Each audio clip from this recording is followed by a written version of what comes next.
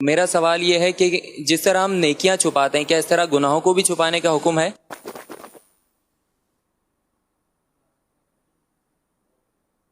جی ہاں، نیکیاں تو کئی ایسی ہیں کہ جو چھپائی نہیں جا پاتی. نماز سب کے سامنے ہی پڑھی جاتی ہے، مسجد میں آ کر حج میدان عرفات میں لاکھوں حاجی جمع ہوتے ہیں. تو یوں کئی نیکیاں تو چھپائے نہیں چھپتی، اور گناہ جو ہے وہ تو چھپانا ضروری ہے.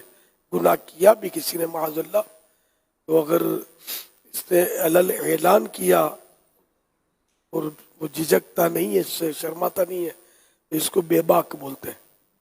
یہ بے باک ہے، اور اس کا یہ گناہ جو یہ زیادہ خطرناک ہے.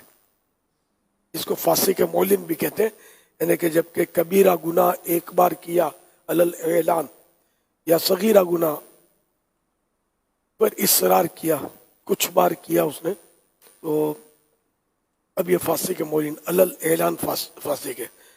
تو فاسق اور فاسق معلن میں فرق ہے. فاسق معلن زیادہ خطرناک ہے.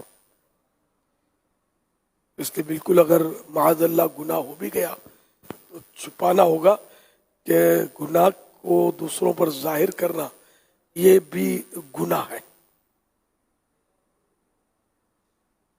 صلو علی الحبیب صلی اللہ علی محمد.